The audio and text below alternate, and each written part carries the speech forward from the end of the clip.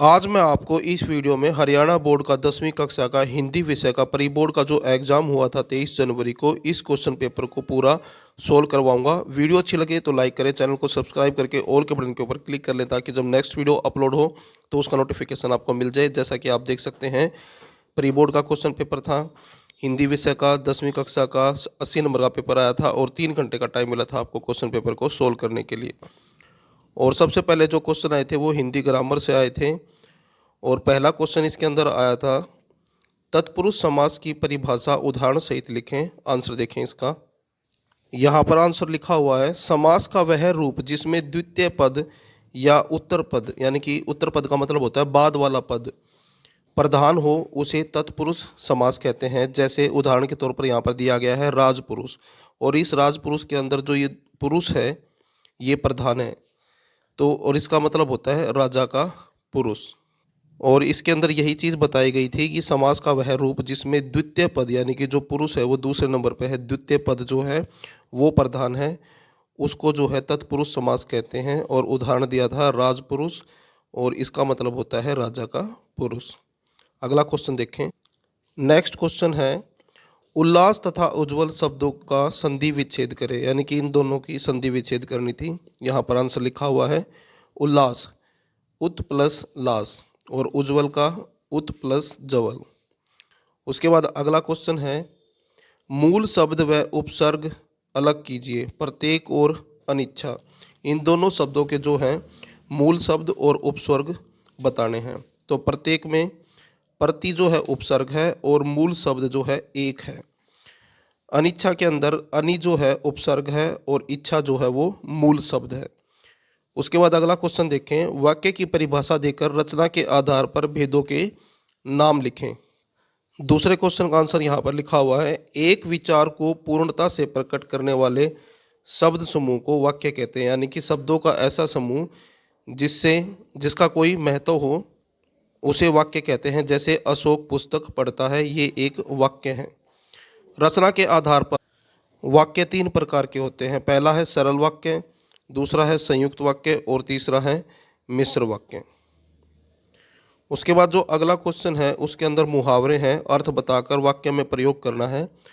तो 2 मुहावरे हैं, पहला है आग उगलना, दूसरा है आसमान सिर पर उठाना। तो आग उगलने का मतलब होता है कड़वी बातें करना, और वाक्य में प्रयोग इसका इस तरह से करेंगे, रमेश तो हमेशा आग उगलता रहता है। इसका मतलब है रमेश हमेशा कड़वी बातें कहता रहता है। उसके बाद अगला मुहावरा है आसमान सिर पर उठाना, इसका मतलब होता है अधिक शोर करना। और वाक्य में प्रयोग करेंगे आप, टीचर के कक्षा से जाते ही बच्चों ने आसमान सिर पर उठा लिया। उसके बाद अगला क्वेश्चन देखें, मुहावरे ये रहे, यहाँ पर थे मुहावरे। अगला है यमक अलंकार की परिभाषा दीजिए। उसके बाद है दोहा छंद की परिभाषा दीजिए। और अगला क्वेश्चन है वाच्य किसे कहते हैं, इसके भेदों के नाम लिखिए। ये वाला था वाक्य किसे कहते हैं, ये है वाच्य किसे कहते हैं। आंसर देखें। अब आंसर देखें यमक अलंकार का, जिस वाक्य में एक ही शब्द की बार बार पुनरावृत्ति हो, यानी कि एक शब्द बार बार प्रयोग हो लेकिन हर बार उसका अर्थ अलग अलग होता है, तो उसे यमक अलंकार कहते हैं। जैसे कि यहाँ पर उदाहरण दिया गया है, और यहाँ पर कनक कनक जो है 2 बार यूज किया गया है और इन दोनों का जो मतलब है अलग अलग है। इस कनक का मतलब है धतूरा और इस कनक का मतलब है सोना। जब ये आप पूरा पढ़ेंगे तो इसका मतलब ये बनता है, कनक कनक तय 100 गुनी मादकता अधिकाय, वह खाए बोराए नर यह पाए बोराए। यानी कि जो धतूरा है उसको खाने के बाद जो है व्यक्ति बोरा जाता है, यानी कि नशा होता है। लेकिन सोना एक ऐसी चीज़ है जिसको पाने से ही व्यक्ति जो है बोरा जाता है, यानी कि नशा हो जाता है। उसके बाद दोहा छंद वाला देखें, आंसर है इसका, दोहा छंद के विषम पदों, यानी कि विषम पद होते हैं पहला और तीसरा, इनमें जो है 13-13 मात्राएं होती हैं तथा सम पद दूसरे और चौथे में। यहाँ पर तीसरा गलत लिखा हुआ है, यहाँ पर चौथे आएगा। चौथे चरण में 11-11 मात्राएं होती हैं और यहाँ पर उदाहरण दिया गया है, ये उदाहरण है। उसके बाद अगला क्वेश्चन था वाच्य किसे कहते हैं। आंसर देखें, क्रिया के जिस परिवर्तन से यह पता चले कि क्रिया द्वारा किए गए विधान यानी कि कही गई बात का मुख्य विषय कर्ता है या फिर कर्म है या फिर भाव है, उसे वाच्य कहते हैं। जैसे कि यहाँ पर उदाहरण दिया गया है, राम रोटी खाता है, और ये जो है कर्तवाच्य है। उसके बाद है क्वेश्चन नंबर 2, निम्नलिखित में से किसी एक विषय पर निबंध लिखिए, और इसमें जो है विद्यार्थियों और अनुशासन जो है मोस्ट इम्पोर्टेंट है, इसी के ऊपर मैंने निबंध लिखा है। यहाँ पर आंसर लिखा हुआ है विद्यार्थी और अनुशासन। विद्यार्थी के जीवन में अनुशासन जो है बहुत ही इम्पोर्टेंट होता है। जो छात्र अनुशासित होगा वो उसको सफलता जरूर मिलेगी। यहाँ पर देखें, अनुशासन का जीवन में गहरा महत्व है। अनुशासन ही वह कुंजी है, यानी कि वह चाबी है जिससे हम अपने जीवन में विकास कर सकते हैं, यानी कि सफलता प्राप्त कर सकते हैं, तथा सफलता के अनेक चरण छूते हैं। यदि हम देखें तो समूची प्रकृति भी एक अनुशासन में बंधी हुई है, यानी कि ये बताया गया है कि जो हमारी प्रकृति है वो भी अनुशासित है, अनुशासन में काम करती है। जैसे सूर्य का प्रतिदिन एक दिशा से उदय होना, यानी कि सूर्य जो है हर रोज़ एक ही दिशा से यानी कि पूर्व से उदय होता है, उगता है, और उसी तरह से निश्चित दिशा में यानी कि पश्चिम में हमेशा अस्त होता है। अनुशासन का ही प्रमाण है। और इससे क्या प्रमाण मिलता है, सबूत मिलते हैं कि प्रकृति जो है अनुशासित है। चंद्रमा, तारे, बादल, बिजली, सबका अपना अनुशासन है। इनमें जब किसी का अनुशासन भंग होता है, यानी कि इनमें से किसी का भी अनुशासन भंग होता है, तब कुछ अप्रत्याशित अथवा विध्वंसकारी घटना होती है, यानी कि कुछ भयानक घटना होती है। एक क्रम से ही वस्तुओं का आना जाना होता है, यानी कि वस्तुएं जो हैं क्रम में होती हैं। समुद्र में जवार भाटा आने पर भी समुद्र मर्यादित रहता है, यानी कि समुद्र के अंदर जब जवार भाटा आता है यानी कि ऊंची ऊंची लहरें उठती हैं, तब भी समुद्र जो है अपनी मर्यादित रहता है, यानी कि अपनी मर्यादा के अंदर रहता है, यानी कि अपनी सीमाओं को तोड़कर आगे नहीं बढ़ता है। एक निश्चित गति से पृथ्वी का सूर्य के चारों ओर चक्कर लगाना, यानी कि पृथ्वी जो है एक निश्चित गति से सूर्य के चारों ओर चक्कर लगा रही है, या अनेक उपग्रहों का अपनी गति से गतिमान होना उनके अनुशासन को ही बताता है, यानी कि ये सारी चीज़ें अनुशासन को बता रही हैं। ठीक इसी प्रकार से विद्यार्थी के जीवन में भी अनुशासन का अत्यधिक महत्व है, क्योंकि विद्यार्थी जीवन व्यक्ति के सघन साधना का काल होता है, यानी कि तपस्या का काल होता है, जिसमें वह स्वयं का शारीरिक, मानसिक तथा रचनात्मक निर्माण करता है। यानी कि विद्यार्थी जो जीवन होता है उसके अंदर विद्यार्थी अपना शारीरिक, मानसिक और रचनात्मक विकास करता है, यानी कि अपना निर्माण करता है। विद्यार्थी राष्ट्र की भावी पीढ़ी होती है, इसलिए विद्यार्थी जीवन में अनुशासन का होना अत्यंत आवश्यक है, क्योंकि अनुशासन में रहकर ही छात्र अपने सभी कार्यों को समय पर पूरा करता है। यानी कि जो छात्र अनुशासित होंगे वो अपने कार्य को, अपने काम को समय पर पूरा करेंगे और बड़ी से बड़ी समस्या को अपने विवेक से समाधान कर पाता है, यानी कि बड़ी से बड़ी समस्या का भी वो अपनी विवेक यानी कि समझ बूझ के साथ उसका समाधान कर पाता है, जिसके कारण वह लगातार सफलता को प्राप्त करता है और इसी वजह से वो उसको लगातार सफलताएं मिलती हैं। आज का विद्यार्थी आंख बंद करके आदेशों का पालन नहीं करता है, उसकी आंखें और कान दोनों खुले हैं। समाज में जो कुछ घटित होता है, यानी कि समाज के अंदर जो भी घटित होता है, जो भी होता है, वह छात्र के जीवन में प्रतिबिंबित होगा, यानी कि वो चीज़ छात्र के जीवन में भी दिखाई देगी, जो चीज़ समाज में होगी। समाज अपने आप को संभाले तो छात्र भी स्वयं संभल जाएगा। उसके बाद है अनुशासन का शाब्दिक अर्थ ही अनु प्लस शासन है, यानी कि अनुशासन का जो मतलब होता है वो है अनु प्लस शासन। अनु का अर्थ है अनुरूप या अनुसार तथा शासन का अर्थ है शासित होना या परिचालित होना। इसका आशय यह हुआ, यानी कि इसका मतलब यह हुआ कि विद्यार्थी बहुत से कार्यों में स्वयं के द्वारा ही परिचालित होता है, यानी कि विद्यार्थी अपने मन की करता है, स्वयं निर्णय लेता है, तथा बहुत से दूसरे कार्यों में शिक्षक, माता पिता अथवा विद्यालय द्वारा परिचालित होता है। यानी कि कुछ ऐसे कार्य भी होते हैं जिसमें अपने शिक्षक या फिर माता पिता या फिर विद्यालय के द्वारा परिचालित होता है, यानी कि निर्देशित होता है, यानी कि उसको बताया जाता है कि क्या करना है। चूँकि विद्यालय में शिक्षा ग्रहण करने की अवस्था में बालक का निर्माण सीखने की प्रक्रिया में होता है, क्योंकि विद्यालय में जो विद्यार्थी होता है वो सीखने के लिए जाता है। इसलिए इस अवस्था में जो वह सीखता है वे उनके जीवन में स्थायी मूल्य बन जाता है। यानी कि विद्यार्थी जीवन में जो बच्चे जो चीज़ सीखते हैं वही जो है उनके जीवन के स्थायी मूल्य बन जाते हैं। संसार में अनेक महापुरुषों ने अनुशासित रहकर ही समूचे विश्व का मार्गदर्शन किया। यानी कि संसार के बहुत से महापुरुषों ने अनुशासित होकर ही, अनुशासन का पालन कर कर ही समूचे विश्व का मार्गदर्शन किया है, यानी कि पूरे विश्व का। अगले क्वेश्चन में जो है 2 पत्र आए हुए हैं। पहला पत्र है, अपने विद्यालय के पुस्तकालय को और अधिक उपयोगी बनाने हेतु सुझाव देते हुए प्रधानाचार्य को पत्र लिखें और व्यायाम के महत्व को बताते हुए अपने मित्र को पत्र लिखें। तो ये जो है इम्पोर्टेंट है, इसका आंसर मैंने लिखा हुआ है। यानी कि विद्यालय के जो पुस्तकालय है, यानी कि जो लाइब्रेरी है, उसको और अधिक उपयोगी बनाने के लिए सुझाव देने हैं प्रिंसिपल को, प्रधानाचार्य को। आंसर देखें, यहाँ पर आंसर लिखा हुआ है। आंसर देखें, सेवा में प्रधानाचार्य राजकीय उच्चतर माध्यमिक विद्यालय रोहतक महोदय। इसी तरह से आपको लिखना है। सविनय निवेदन यह है कि मैं स्कूल के पुस्तकालय को और अधिक उपयोगी बनाने के लिए कुछ सुझाव आपके सामने प्रस्तुत करना चाहता हूँ या फिर रखना चाहता हूँ, जो कि निम्न है, यानी कि नीचे दिए गए हैं सुझाव।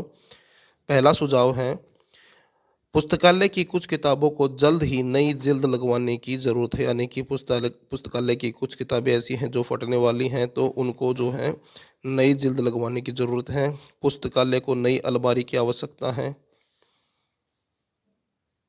उसके बाद है, पुस्तकालय में और अधिक बल्ब लगवाने की ज़रूरत है ताकि पुस्तकालय में प्रकाश की उचित व्यवस्था हो सके। नेक्स्ट पॉइंट है, एक ऐसे व्यक्ति को काम पर रखने की आवश्यकता है जो किताबों को व्यवस्थित रूप से रख सके, यानी कि उचित ढंग से किताबों को रख सके। उसके बाद अगला सुझाव है, पुस्तकालय में समय समय पर नई पुस्तकें तथा पत्रिकाएं मंगवाई जाए। यानी कि समय समय पर नई पुस्तकें और पत्रिकाएं पुस्तकालय में आती रहें। आशा करता हूं कि आप मेरे सुझाव पर शीघ्र ही ध्यान देंगे। आपका आज्ञाकारी शिष्य प्रवीण, और कोई भी एक तिथि लिख सकते हो। उसके बाद है क्वेश्चन नंबर 4, और इसमें जो है क्षितिज भाग 2 से एक एक नंबर वाले क्वेश्चन हैं। क्वेश्चन देखें। पहला क्वेश्चन है इसमें, हमारे हरी हारिल की लकड़ी, यह कथन किसका है? तो आंसर है, ये कथन गोपियों का है। अगला क्वेश्चन है, राम लक्ष्मण परशुराम संवाद कविता की भाषा है? तो अवधि, ऑप्शन क जो है आंसर है। अगला क्वेश्चन है, गागर रीति से कवि किसके खालीपन की बात कर रहा है? तो मन के खालीपन की। अट नहीं रही है कविता में पाठ पाठ पर क्या बिखरी है? तो आंसर है शोभाश्री। अगला क्वेश्चन है, कवि को बच्चे की मधुर मुस्कान से किसने परिचित कराया? तो आंसर आएगा पत्नी ने। उसके बाद अगला क्वेश्चन है, संगतकार कविता किसकी रचना है? तो आंसर है मंगलेश डबराल की। उसके बाद अगला क्वेश्चन है, निम्नलिखित काव्यांश को पढ़कर पूछे गए प्रश्नों के उत्तर दीजिए। तो इसके अंदर जो पहला क्वेश्चन है वो है, काव्यांश के कवि व कविता का नाम लिखिए। तो कवि जो है तुलसीदास जी हैं, और कविता का नाम है राम परशुराम लक्ष्मण संवाद। और अगला क्वेश्चन है, बिहसी का क्या अर्थ है? तो इसका मतलब होता है हंसकर। अगला क्वेश्चन है, कुठार कौन दिखा रहा है? तो कुठार यानी कि परसा जो है परशुराम जी दिखा रहे हैं, फरसा। फूंक से पहाड़ कौन उड़ाना चाहता है? फूकी लिखा हुआ है, फूकी नहीं आएगा, फूंक आएगा। फूंक से पहाड़ कौन उड़ाना चाहता है? तो आंसर है परशुराम जी। पुनि पुनि का क्या अर्थ है? बार बार। उसके बाद अगला है क्वेश्चन नंबर 6, निम्नलिखित काव्यांश को की सप्रसंग व्याख्या कीजिए। ये पंक्तियां हैं। आंसर देखें अब इसका। यहाँ पर आंसर लिखा हुआ है। सबसे पहले आपको प्रसंग लिखना है, और प्रसंग में आप इस तरह से लिखेंगे, प्रस्तुत पंक्तियां हमारी पाठ्य पुस्तक क्षितिज 2 से अट नहीं रही है नामक कविता से ली गई हैं, जिसमें कवि फागुन की मादकता को प्रकट कर रहा है। ये प्रसंग था। अब इसकी व्याख्या देखें।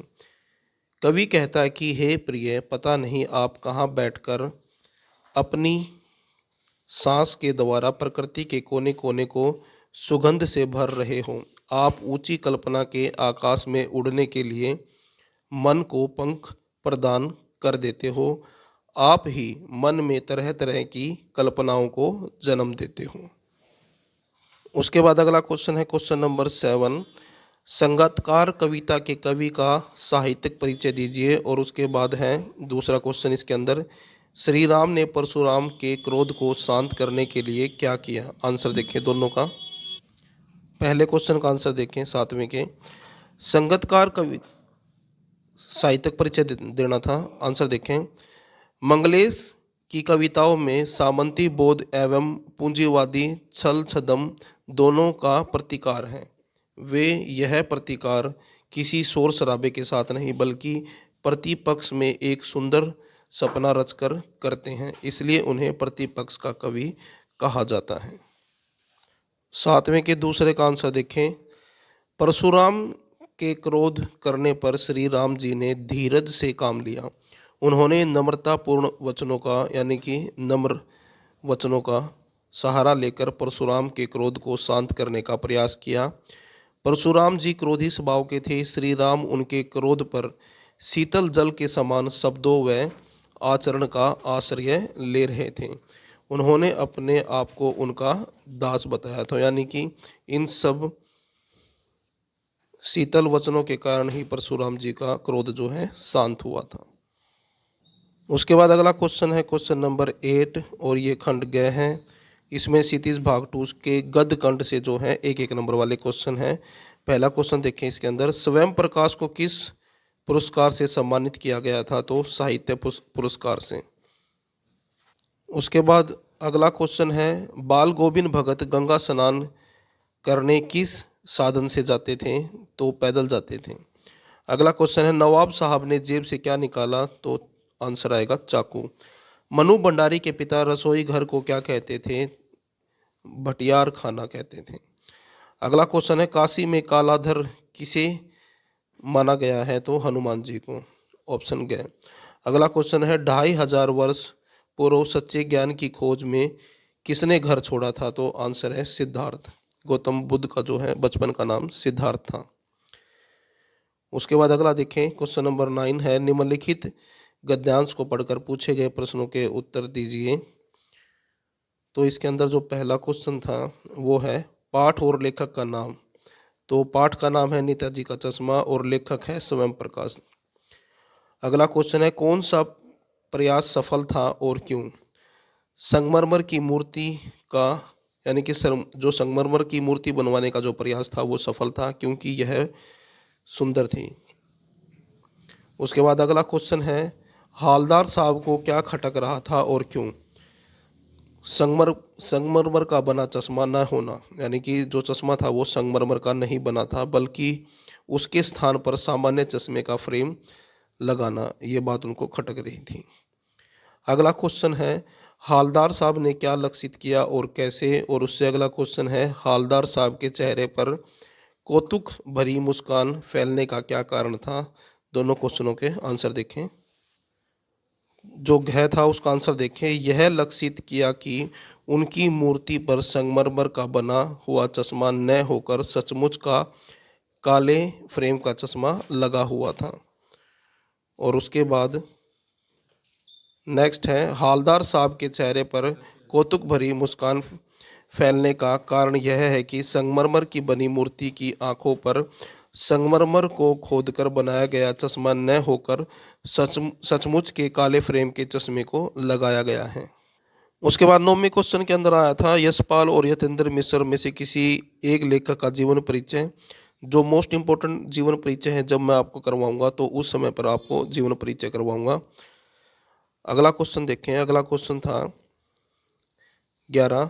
इसके अंदर 2 क्वेश्चन है। पहला क्वेश्चन है, पुत्र के मरने के पश्चात बाल गोविंद भगत पुत्र वधू को उसके घर क्यों भेजना चाहते थे। और अगला क्वेश्चन है, वास्तविक अर्थ में संस्कृत व्यक्ति किसे कहा जाता है। आंसर देखें अब दोनों क्वेश्चनों का। आंसर देखें पहले क्वेश्चन का, बाल गोविंद भगत ने पुत्र के श्राद्ध की अवधि पूरे होने के बाद अपनी पुत्र वधू को उसके घर भेज दिया था क्योंकि उनकी जाति में पुनर्विवाह की अनुमति थी। वो मतलब बाल गोविंद भगत चाहते थे कि उनकी पुत्र वधू का जो है पुनर्विवाह हो जाए। वे अपने घर में जवान विधवा को नहीं रखना चाहते थे। वे नहीं चाहते थे कि वह उनके कारण अपने मन को मारकर उनके साथ रहे। उसके बाद अगला क्वेश्चन देखें, अगले क्वेश्चन का आंसर। वास्तविक अर्थों में संस्कृत व्यक्ति उसे कहा जाता है जिसमें अपनी बुद्धि तथा योग्यता के बल पर कुछ नया करने की क्षमता हो। जिस व्यक्ति में ऐसी बुद्धि तथा योग्यता जितनी अधिक होगी, अधिक मात्रा में होगी, वह व्यक्ति उतना ही अधिक संस्कृत होगा। यानी कि संस्कृत व्यक्ति होने का मतलब ये है कि एक व्यक्ति के अंदर ऐसी क्षमता हो कि वो अपनी बुद्धि और योग्यता के बल पर कुछ नया करने की क्षमता रखता हो, तो उसको संस्कृत व्यक्ति कहते हैं। उसके बाद नेक्स्ट क्वेश्चन है क्वेश्चन नंबर 12, और इसके अंदर जो क्वेश्चन आए हैं 3-3 नंबर वाले, 2 क्वेश्चन करने थे लेकिन क्वेश्चन जो है 3 दिए गए हैं। पहला क्वेश्चन है, मर्दुए क्या जाने कि बच्चों को कैसे खिलाना चाहिए, इस पंक्ति में निहित व्यंग्य को स्पष्ट कीजिए। और अगला क्वेश्चन है, लॉन्ग स्टॉक में घूमते हुए चक्कर को देखकर लेखिका को पूरे भारत की आत्मा एक सी क्यों दिखाई दी। और उसके बाद अगला क्वेश्चन है, हिरोशिमा पर लिखी कविता लेखक के अंतः व बाह्य दोनों दबाव का परिणाम है, आप यह कैसे कह सकते हैं। तीनों क्वेश्चनों के आंसर देखें। अब पहले क्वेश्चन का आंसर देखें, भोलानाथ की माँ के द्वारा यह व्यंग्य कहा गया है कि उनके अनुसार बच्चों को भरपेट कैसे खिलाया जाता है, सिर्फ माता यानी कि माँ ही जानती है, बाप नहीं।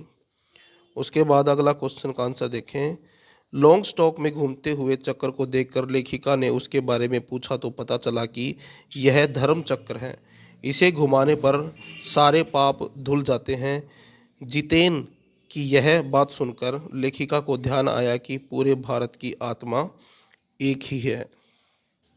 उसके बाद अगले क्वेश्चन का आंसर देखें, हिरोशिमा के पीड़ितों को देखकर लेखक को पहले ही अनुभव हो चुका था, परंतु यह ज्वलंत उदाहरण ने उसके हृदय में वो अनुभूति जगाई कि लेखक को लिखने के लिए प्रेरित किया। ये अनुभव उसका बाह्य दबाव था और अनुभूति उसका आंतरिक दबाव, जो उसके प्रेरणा सूत्र बने, और उस प्रेरणा ने एक कविता लिखने के लिए लेखक को प्रेरित किया।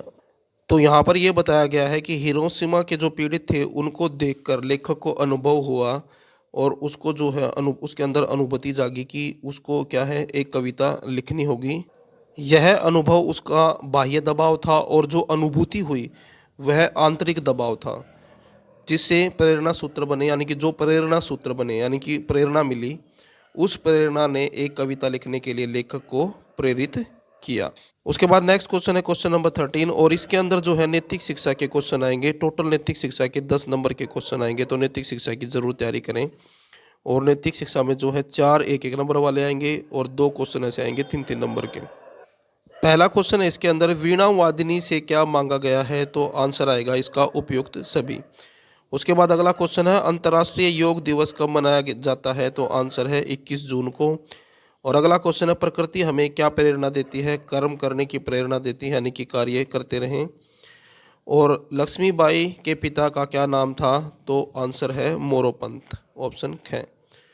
उसके बाद 2 क्वेश्चन हैं, सालिम अली को बर्डमैन ऑफ इंडिया क्यों कहा जाता है, ये इंपॉर्टेंट क्वेश्चन है, इसको ज़रूर याद कर लें। कलकत्ता में प्लेग की महामारी फैलने पर भगिनी निवेदिता ने सेवा कार्यों में क्या योगदान दिया, आंसर देखें। सालिम अली को भारत का बर्डमैन कहा जाता है। सालिम अली भारत के ऐसे पहले व्यक्ति थे जिन्होंने भारत भर में व्यवस्थित रूप से पक्षी सर्वेक्षण का आयोजन किया, और पक्षियों पर लिखी उनकी किताबों ने भारत में पक्षी विज्ञान विकास में काफ़ी मदद की है। उसके बाद अगले क्वेश्चन का आंसर देखें, कलकत्ता में प्लेग की महामारी फैलने पर भगिनी निवेदिता ने स्वच्छता संबंधी सारा काम अपने हाथों में ले लिया, यानी कि स्वच्छता से संबंधित, सफाई से संबंधित सारे काम उन्होंने अपने हाथ में ले लिए।